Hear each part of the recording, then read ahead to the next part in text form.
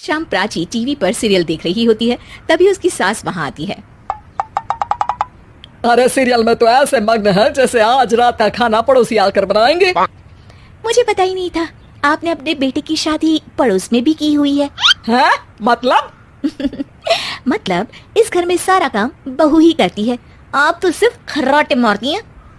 अच्छा जी, फिलहाल तो तुम आराम फरमा रही हो, चलो जाओ, ये मेरे टीवी देखने का समय है। आहा, इसीलिए मुझे भगाया जा रहा है। सॉरी, अब तो बिल्कुल नहीं जाऊंगी। प्राची की इस बात पर दोनों सास बहू के बीच टीवी रिमोट के पीछे बच्चों जैसी छीना झपटी शुरू हो जाती है, जिसके बीच श्लोक भी काम से घर वापस आ जाता है। हाँ, आज मेरी चूहे बिल्ली की जोड़ी किस बात पर झगड़ रही है? अरे तेरी बीवी मुझे टीवी ही नहीं देखने दे रही। अरे तुम्हारी मम्मी मुझे खाना बनाने के लिए फोर्स कर रही है। अरे वाह, ऐसे बेतुके रीजन पर तो बच्चे भी झगड़ा नहीं करते। अरे मुझे कुछ मत बोल, सब इसने ही शुरू किया है। हाँ हाँ, जैसे आप तो बहुत दूध की धूली है ना। अरे बस दोनों चुप। प्राची जाओ, खाने की तैयारी करो। और माँ तुम छोड़ो, तुम्हें क्या बोलूं, शांति से अपना सीरियल देखो, मुझे दोबारा लड़ने की आवाज सुनाई नहीं देनी चाहिए। ऐसा बोलकर श्लोक वहां से चला जाता है, जिसके पीछे पीछे प्राची भी कुछ न कुछ बड़बड़ाते हुए रसोई में चली जाती है। हाँ हाँ, सासू जी को तो कुछ बोलेंगे ही नहीं, बस मुझ पर ही हुक्म चलता है, खाना बनाओ, जैसे मैं इनके घर में खाना बनाने के लिए आई हूँ। इसी तरह शाम बीतती है और रात को श्लोक और प्राची की सास खाना खाकर सोने चले जाते हैं, लेकिन प्राची गुस्से में कुछ खाए बिना काम में ही लगी रहती है। इस घर में किसी को घंटा फिक्र नहीं पड़ता, मैं खाऊं या भूखी रहूं। प्राची कुछ देर के लिए रसोई से बाहर जाती है और जैसे ही वापस आती है तो वहां दूध का भरा ग्लास देखकर हैरान रह जाती है। फिक्र पूरी है, बस दिखाना नहीं है।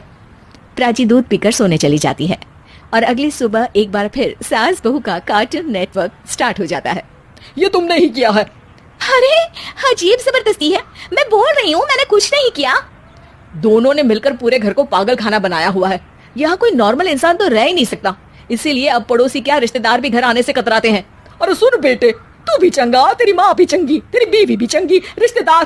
हाँ जी, आपको नहीं पता क्या, गंगाधर ही शक्तिमान है, रिश्तेदार ही। हाँ हाँ, बस समझ गया।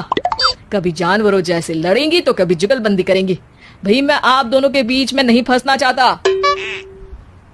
सास बहू की इस मन मौजी जोड़ी से परेशान होकर श्लोक अपना सिर खुजलाता वहां से चला जाता है। चलो अब मैं भी कीर्तन में जा रही हूँ। इस पर जैसे ही सास कमरे में अपना पर्स लेने जाती है तो वहां नाश्ते की प्लेट रखी देख मुस्कुराने लगती है और नाश्ता करके घर से बाहर निकलते हुए कुछ पैसे टेबल पर रख जाती है, जिसके कुछ देर बाद सिलेंडर वाला घर आता है। ओ मोरी मैया, मैं सिलेंडर के बारे में तो बिल्कुल भूल ही गई थी। घर खर्च के सारे पैसे भी मम्मी के पास है और श्लोक से बोला तो उल्टा 4 बात सुनाएंगे। प्राची ये सोच ही रही होती है कि अचानक उसका चेहरा चमक उठता है और वो घर में आकर इधर उधर देखने लगती है। तभी उसकी नजर टेबल पर रखे पैसों पर पड़ती है, जिन्हें वो सिलेंडर वाले को दे देती है। ये सब श्लोक देख लेता है। अच्छा बेटे, इतना बड़ा घोटाला, सबके सामने मैं तेरी दुश्मन और पीठ पीछे तेरी मेरी यारी। इस पर श्लोक एक प्लान बनाता है और शाम को सब एक साथ बैठे होने पर बोलने लगता है। माँ, तुम दोनों की बहुत लड़ाई होती है, इसलिए मैं सोच रहा हूँ कि प्राची को उसके घर छोड़ाऊं, इससे वो भी खुश रहेगी और तुम भी। अचानक श्लोक की ये बात सुनकर सास बहू शौक से उसकी तरफ देखती है। अरे ऐसे कैसे घर छोड़ाओगे, मुझे कहीं नहीं जाना। अरे तुमने बोला नहीं पर मैंने सुन लिया, तुम्हें मम्मी के साथ रहना अच्छा नहीं लगता, मुझे पता है।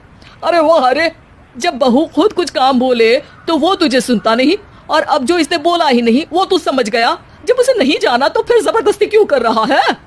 अच्छा, फिर आपको मौसी के घर छोड़ाता हूँ। बस अब आप दोनों एक घर में एक छत के नीचे नहीं रह सकती। मैं इस टॉम एंड जेरी की जोड़ी को और नहीं झेल सकता। है? ऐसे कैसे नहीं रह सकते?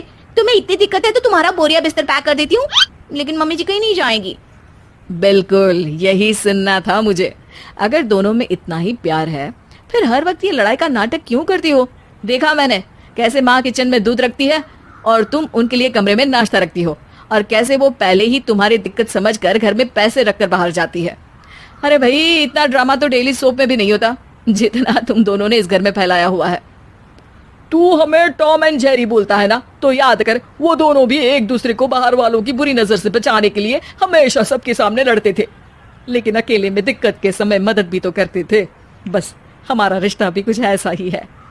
और वैसे भी अगर सास बहू में तू मैं नहीं होती तो दुनिया वालों को कहानियां कैसे मिलेंगी?